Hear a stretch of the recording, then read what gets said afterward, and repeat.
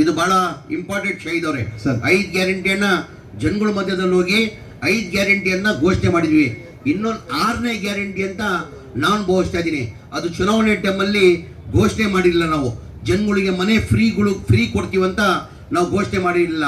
ನಮ್ಮ ಹಿಂದಿನ ಸರ್ಕಾರದಲ್ಲೇ ಸಿದ್ದರಾಮಯ್ಯ ಅವರು ಮುಖ್ಯಮಂತ್ರಿ ಇರುವಾಗ 1,80,253 ಮನೆಗಳು ಸ್ಲಮ್ ಬೋರ್ಡಲ್ಲಿ ಸ್ಯಾಂಕ್ಷನ್ ಆಗಿತ್ತು. 13, 14, 15, 16, 17, 18ರಲ್ಲಿ. ಅದಾದ್ಮೇಲೆ ಸಮ್ಮಿಶ್ರ ಸರ್ಕಾರ ಬಂತು, BJP ಸರ್ಕಾರ ಬಂತು.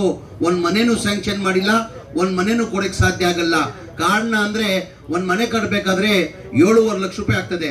ಕೇಂದ್ರ ಸರ್ಕಾರದಿಂದ ಪ್ರಧಾನ ಮಂತ್ರಿ ಆವಾಸ್ ಯೋಜನಾ ಅಂತ ಹೇಳ್ಬಿಟ್ಟು 1.5 ಲಕ್ಷ ಕೊಡ್ತಾರೆ. ಅದಕ್ಕೆ 18% GST ಹಾಕಿ 1,32,000 ವಾಪಸ್ ತಗೊಳ್ತವ್ರೆ.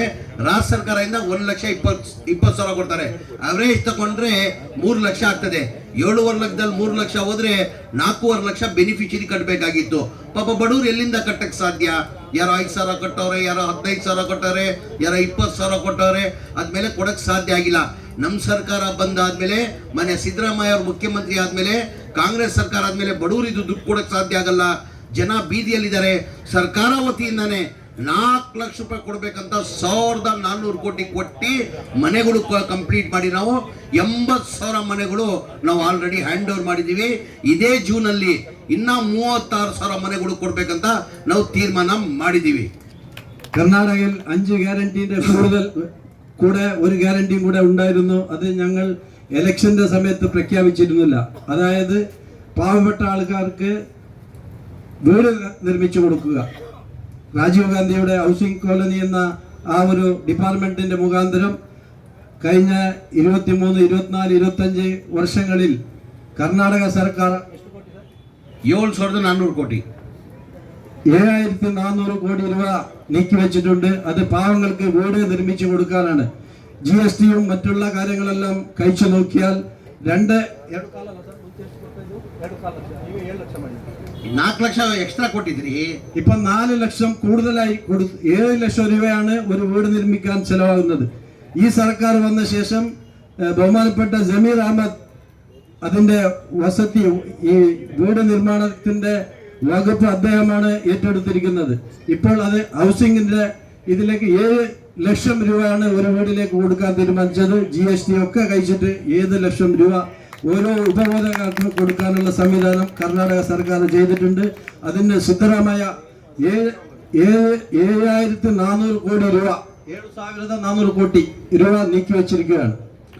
ಆಮೇಲೆ ತಾವು ನೋಡಿರ್ಬೋದು, ಕಾಂಗ್ರೆಸ್ ಸರ್ಕಾರ 10 ವರ್ಷದಿಂದ ಇವತ್ತೇನು LDF ಸರ್ಕಾರ ಇದೆ 10 ವರ್ಷದಿಂದ ಅವ್ರಿಗೂ ಮತ್ತೆ ಕಾಂಗ್ರೆಸ್ಗೆ ಎಷ್ಟು ವ್ಯತ್ಯಾಸ ಇದೆ ಅಂತ ತಮಗೆಲ್ಲ ಗೊತ್ತೇ ಇರ್ಬೋದು. ಕಾಂಗ್ರೆಸ್ ಸರ್ಕಾರ UDF ಸರ್ಕಾರ ಹಿಂದಿನ ಬಹಳಷ್ಟು ಸರಿ UDF ಸರ್ಕಾರ ಇತ್ತು. ಈಗ LDF ಸರ್ಕಾರ 10 ವರ್ಷ ಹಿಂದೆ, 10 ವರ್ಷ ಮುಂಚೆ ನಾವು UDF ಸರ್ಕಾರದಲ್ಲೂ ವ್ಯತ್ಯಾಸ ಏನಿತ್ತು, ಈ ಸರ್ಕಾರದಲ್ಲಿ ಏನು ವ್ಯತ್ಯಾಸ ಇದೆ ತಮಗೆಲ್ಲ ಗೊತ್ತೇ ಇದೆ. ಇಡೀ ದೇಶದಲ್ಲಿ ನಾನು ಹೇಳೋದು, ಇಡೀ ದೇಶದಲ್ಲಿ ನೀವು ಯಾವಾಗ ಚುನಾವಣೆ ಬರ್ತದೆ ಜನಗಳ ಮಧ್ಯೆ ಹೋದ್ರೆ ಕಾಂಗ್ರೆಸ್ ಪಕ್ಷದ ಇತಿಹಾಸ ತೆಗಿರಿ. ಈಗ ನನ್ನ ಅನಿಸಿಕೆ ಕೇರಳದಲ್ಲಿ ಬಾಡಿ ಅಥವಾ ಬುದ್ಧಿವಂತರು ಇದ್ದೀರಾ. ಇಲ್ಲಿ ಮತದಾರರು ಬೇರೆ ರಾಜ್ಯಕ್ಕೆ ಕಂಪೇರ್ ಮಾಡಿದ್ರೆ ಇಲ್ಲಿ ಬಹಳ ಬುದ್ಧಿವಂತರು ಮತದಾರರು ಕೇರಳದಲ್ಲಿ. ಈಗ ಬೇರೆ ನಮ್ಮ ಕಾಂಗ್ರೆಸ್ ಪಕ್ಷದ ಇತಿಹಾಸ ತೆಗಿರಿ. ಯಾವಾಗ ಚುನಾವಣೆ ಬರ್ತದೆ ಕಾಂಗ್ರೆಸ್ ಪಕ್ಷದಲ್ಲಿ ಜನಗಳು ಮಧ್ಯದಲ್ಲಿ ಹೋದ್ರೆ ನಾವು ನಮ್ಮ ಸಾಧನೆಯನ್ನ ತೋರಿಸಿ ನಾವು ಮತ ಕೇಳ್ತೀವಿ. ನಮ್ಮ ಸರ್ಕಾರ ಇತ್ತು, ನಾವು ಇಂಥ ಕಾರ್ಯಕ್ರಮ ಕೊಟ್ಟಿದ್ದೀವಿ, ನಮ್ಮ ಸರ್ಕಾರ ಬಂದ್ರೆ ಈ ಕಾರ್ಯಕ್ರಮ ಕೊಡ್ತೀವಿ ಅಂತ ನಮ್ಮ ಸಾಧನೆಯನ್ನ ತೋರಿಸಿ ಮತ ಕೇಳ್ತೀವಿ.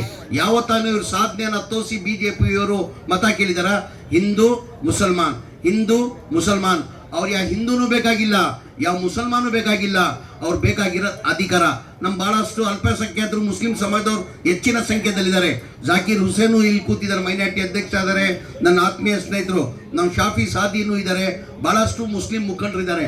ನಮ್ಮ ಇಸ್ಲಾಂ ಧರ್ಮದಲ್ಲಿ ಜಾತಿ ಭೇದ ಮಾಡಿ ಅಂತ ನಮ್ಮ ಇಸ್ಲಾಂ ಧರ್ಮ ನಮ್ಗೆ ಹೇಳ್ಕೊಟ್ಟಿಲ್ಲ. ಮಜಹಬ್ ನಹಿ ಸಿಖಾತಾ ಆಪಸ್ ಮೇ ಬೈರ್ ರಖ್ನಾ, ಹಿಂದಿ ಹೈ ಹಮ್ ಹಿಂದೂಸ್ತಾನ್ ಹಮಾರಾ, ಸಾರೇ ಜಹಾನ್ ಸೆ ಅಚ್ಚಾ ಹಿಂದೂಸ್ತಾನ್ ಹಮಾರಾ ಅಂತ ನಮ್ಮ ಇಸ್ಲಾಂ ಧರ್ಮ ನಮ್ಗೆ ಹೇಳ್ಕೊಟ್ಟಿರೋದು.